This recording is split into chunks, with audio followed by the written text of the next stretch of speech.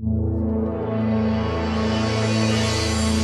everyone, this is Steve Weintraub with Collider, and we're at the Collider Sundance studio, and we are. I want to give a huge thank you to our sponsor, Saratoga Spring Water, because coming to Sundance is expensive, and I really appreciate them as a sponsor. And what they'll find, the cast and filmmaker will discover, is the water is actually pretty good. It's delicious. Very tasty. We love it. Nice. By the way, I'm. Yeah, it's not good.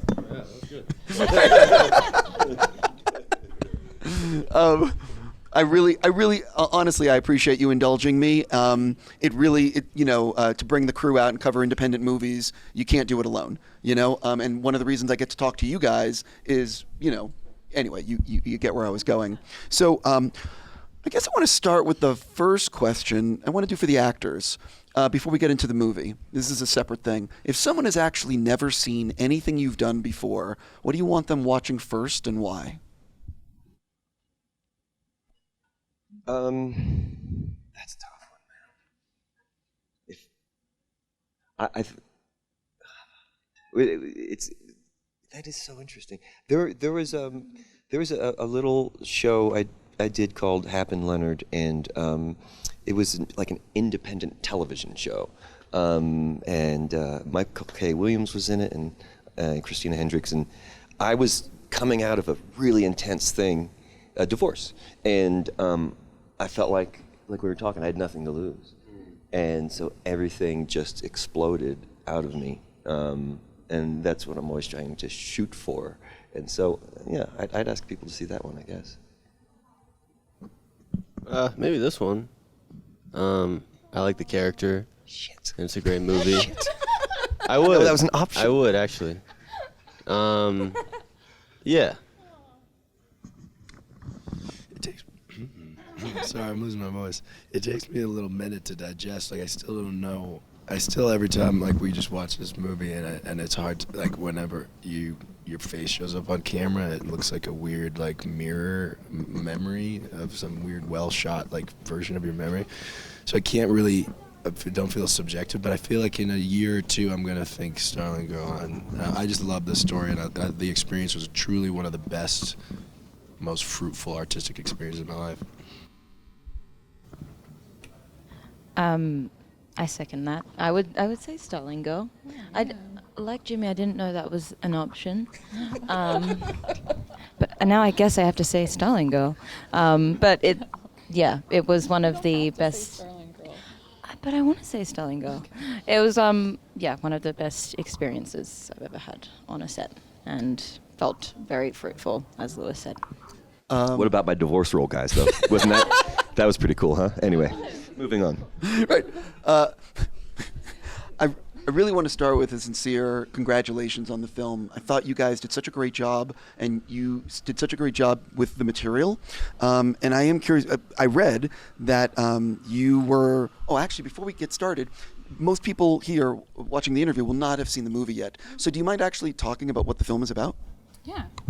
So the film takes place in a Christian fundamentalist community in rural Kentucky, and it's about a teenage girl who is struggling with her place in the world and the community, and but plans on living the life that is expected of her, and then things start to change. She starts to question things when she meets or when she sees again her youth pastor who returns from a year abroad, and things get dramatic. I read in the press notes, and I don't know if you want to talk about it, that you experienced something in your own life that was similar to what's being depicted in the film. How much had you been thinking about using that in you know what I mean, like your real life sort of crossing with art? Yeah, I thought about it the whole time. Definitely during the writing process, I think that was the most emotional and cathartic part of it. And then interestingly, like once we were on set and directing, it was weird. I kind of like was able to divorce myself from that a little bit and just be like, I'm the director, I'm focusing on like executing the script. And I felt a little bit removed from my experience. And then, in editing it was very emotional again. But yeah, I mean, I think there's so much of myself and all of the characters, and Jem especially at that age. A lot of what happened was inspired by things that actually happened to me in this relationship, and so yeah, pretty cathartic. For all four of you, I'm curious, what was it about the material and the script that said, I need to do this, I want to be a part of this film?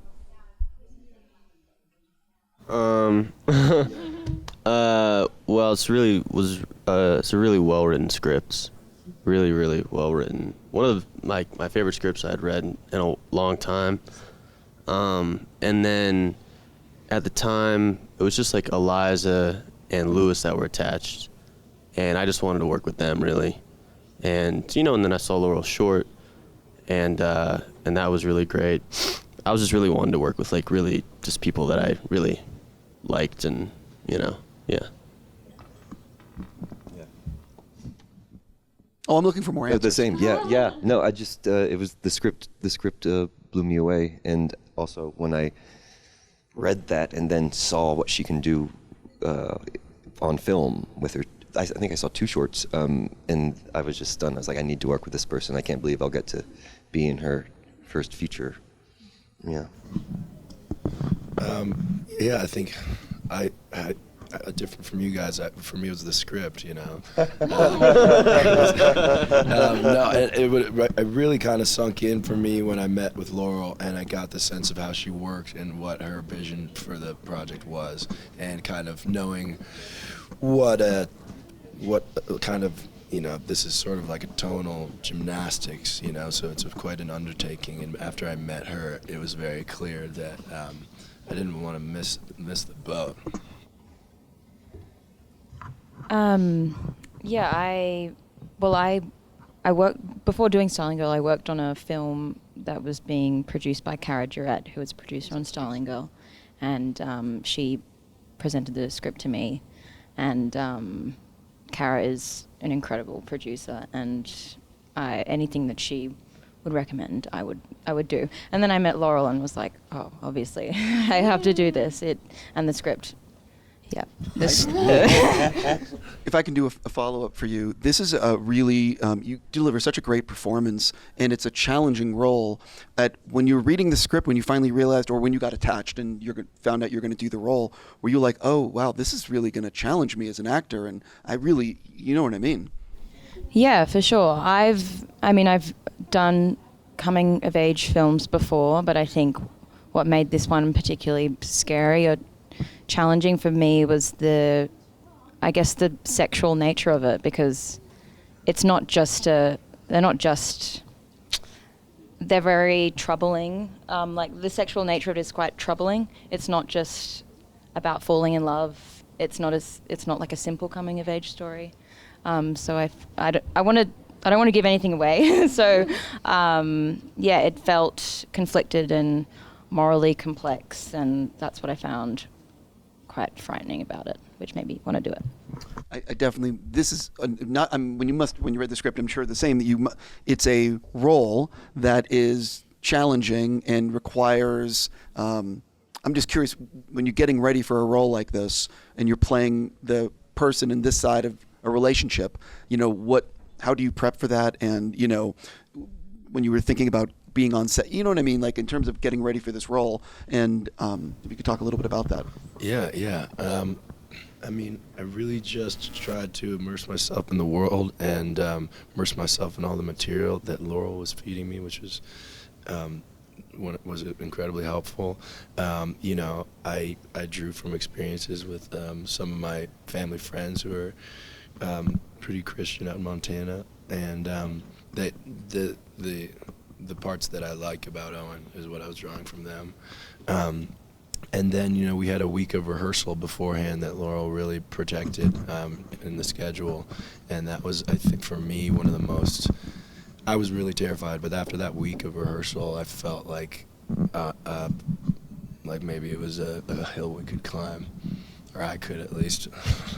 One of the things about the film is that it deals with Christian fundamentalists, but it doesn't portray them in anything less than these are just who they are. It's not going after that. people that are believe that. Can you sort of talk about why it was important? You know what I mean? Like making sure that you give everyone a fair shake.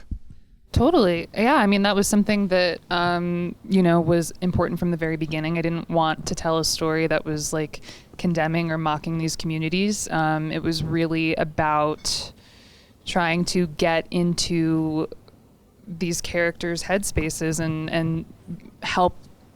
I wanted the audience to feel for them and to see themselves in the story. The thing is like the oppression is there, obviously, but I think it's kind of boring to just focus on that part. Like we've seen those movies, and like there's lots of really beautiful things about close-knit communities and faith that I wanted to portray in addition to everything else. Yeah, and I think... Yeah, it just makes for a more interesting film, truthfully. Like, it's boring when you feel like you're just, like, being, like, propaganda is being pushed into your face of, like, feel this way about these people. Like, you want to get invested in the story. You want to take the audience on a ride and feel for these people rather than just, like, standing back and judging. I have to do another follow-up. I apologize to all the actors here. I'm fascinated by the editing process because that's where the film comes together. Yeah. So I'm curious, how did the film change in the editing room in ways you weren't expecting? I mean, nothing, I think, terribly out of the ordinary. Some of my favorite scenes we ended up cutting just for time. I think maybe what was unexpected for me was how we incorporated score, which there wasn't that much of, actually, ultimately, in the end. Like, music is a very important part of this film, and there is a lot of music, but, the film is a pretty emotional film. Like, there's a lot of ups and downs, and I was very, very conscious of protecting. I'd never wanted it to feel overwrought. I never wanted it to feel melodramatic, and because it could very easily veer in that direction.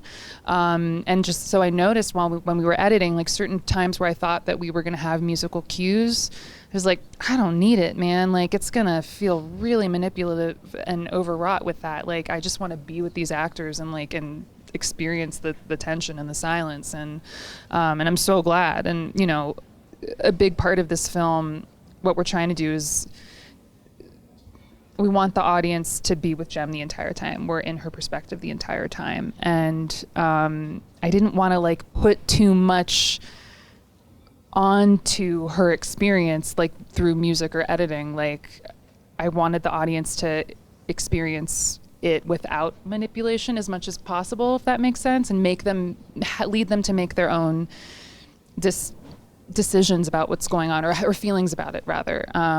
Again, it relates back to like I don't like watching movies where like things are being pushed in my face. I want to be challenged. I want to like be like rooting for something and then be like, oh wait, why did I want that? And that's just, to me, those are my favorite kinds of movies to watch. So I wish we could put up right now maybe an editing, but like an example of like a scene where it's like the music is just so overdone to make you feel a certain way. Versus, a moment in this film where there is no music and exactly what you're talking about. Yeah, I mean, it's you do it all the time in editing. We're constantly putting temp stuff in, trying it out, and there were places where I didn't think we needed music, and then we put it in and I was like, oh, that's actually really great. But yeah, certain scenes are just so much more powerful without it. For the actors, I'm curious, obviously this was not a Marvel movie and there's a finite time and schedule, and I'm just curious, what day of the shooting schedule maybe did you have circled as, oh, this is going to be a day? Oh. Every day. Microphone, please. Every day. Was there, though, a day on the schedule that you really had as this is really going to be, I'm a little nervous, or I'm a little scared, or I'm going to have to be emotionally drained by the end? It really does feel like all of your scenes are those kind of like hot pockets of the schedule. But what about there's a scene that was cut that was really scary to do. That was my big... We can't talk about it. What about your first day, Lewis? Oh. Well, I didn't have time to get scared because it was just sprung on me. What about shooting in the water at night? Yeah. That was a day. Yeah. It was weird, right? Something, was it cold? It was cold It was as all freezing. hell. We were sitting in a lake at what time? Early hours of It the was morning. like 3 a.m. And it had been really hot every other day except Yeah. this day. And we were like Just trying to be like shivering shaking, and they'd be like, all right, and And action. Be like, You can't tell though. They were so worried that you would be able to see like them like shaking during the performance, Yeah, but you can't tell. Feels like it's warm. Also, we had an hour to shoot that scene. It was Yeah. a nightmare. But it's one of my favorite scenes. I love that scene. yeah, I love that one too. Well, there's I feel like on independent movies, there's always like, you're like really always pressed for time. But for me on this, at least, I felt like Laurel and then also like Kara were so, I feel like calm and like steering the ship and not like frantic, that they just did a really good job of keeping calm, even though maybe we didn't have that much time and it didn't feel like pressed or pressured, you know. So I felt like everyone could like relax and do their job better, you know. So that's really cool that they have like that, you know. Kara and Laurel together, they steered that ship so serenely. We had no idea if they were ever stressed out. It was crazy. It's crazy. That's the idea. Yeah, well We don't want played. you to know. Well played. I'm curious for the actors, because I don't want to do spoilers in this, so I'm just going to act an acting question, if you will. When you know that you have a very emotional or dramatic scene or a scene you're really nervous about, say it's happening on a Monday, how early on are you mentally preparing for that scene? Is it when you first have the script? Is it like sort of in your subconscious during the shoot? Like, how do you get ready when you know you're going to really have to deliver something on a certain day?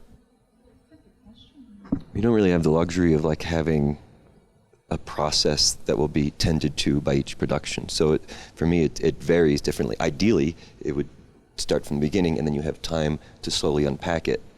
But you know, it just, whatever the project requires is often what you have to come up with. I also find that with smaller films, when there's less time and you have to pack in so many scenes in one day, there's this intensity to the shoot that sometimes makes you more vulnerable on the day. And, some people like to do the work and other people don't. Just really depends. But I find that when you're in that environment, you have to feel so vulnerable all the time that those emotions are more easily accessible. But but also some days you just, as much as you prepare, it just doesn't happen for you, and that's the hard part about acting, I think. You're very good at it. I have to say. just stressed. No, you know. You will see. You will all see. Oh, there's two more people who need to respond, please.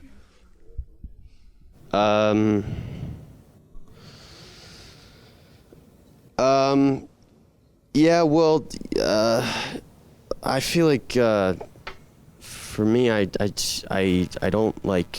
don't know, you know. I just kind of don't know what's gonna like come out or come up, you know. So many times I'm like, when it is the emotional stuff, I'm just kind of surprised by it. And you kind of have to like, for me, it's kind of just like letting it go and just feeling whatever happens, because when you're trying to like search, I mean, just not even in those situations, but in any situation, like when you're trying to search for an emotion, then it becomes like an idea and you aren't feeling an emotion. And so for me, it's I mean, I guess maybe there's some unconscious thing where you're steering yourself in that direction, and not to say that you definitely don't like think about it or think about that scene or whatever it is, but I think there's kind of just a part of I just don't know really what's going to happen, you know, and you just kind of have to let go. At least for me, that's what I've found has been what's been going on. Yeah, that's what's cool about it, and also can be like frightening about it, just because you don't know what's going to happen, you know. I would say it depends on the scene. It depends on the, you know, what the emotion is. But I've found there's a delicate balance between, you know, conjuring up a lot of debris at the right time. If you do it too soon, then you're gonna bleed out like a balloon, and by the time you get to the shooting day, you're gonna be a little empty. So I don't know. I'm still trying to find that sweet spot. It's interesting because I've spoken to a lot of people, and they say that when you are in, say you have to, someone you know died, and you need to portray that scene on camera, there is no right way to do it. It's whatever the character might like. It's just, there's no exact science for acting, and no matter, you know what I mean. Oh yeah, and Obviously. Honestly, what's so amazing about working with actors and working with all of these actors who are incredibly talented is they all have pretty different processes, which that's so great, and that's really fun for me, and it's fun to figure out what works for each one of them, and especially the week of rehearsals that we got to have was so beneficial to figure out what makes you guys tick, what will work on the day. And we really, I think in our rehearsal, we got to play. I try to, as best I can, create an environment where we can just play and mess around, and who gives a shit whatever we come up with. We'll try that. Oh, it sucks. Who cares? Whatever. Just so that I think that for me anyway, that feeling of play inspires me the most. That feeling of there's no wrong answer right now, and there are wrong answers, I think, here and there, but we figure it out, and then on the day we have a set of tools, we have a set of intentions that we know we can try out and pull from that worked well for us. It's so fun. I have to wrap with you guys, but before I do, I have individual questions for everyone, but they're never going to let me do it, so I'm just going to ask two of you an individual question. I apologize to everyone else, but Jimmy, I'm going to start with you. I'm sorry. I am so curious about this show, Dark Matter, because I'm fascinated by the multiverse, and what can you tell people about it? Oh, well, it's just a show on Apple, but let's talk more about this. Let's talk more about this movie. The problem is that I've already been given the wrap-up signal, so I'm trying to sneak in. Okay. Oh, thank you. You know what I mean? It's kind. Yes. But who else do you have? Oh, okay. Yeah. I'm going to look down there. No. Oh, yeah. We are so curious about Salem's Lot, and Steve, me too, man. I don't know anything. I don't know when it's coming out. I wish I knew. Warner Brothers did say it's in limbo or something.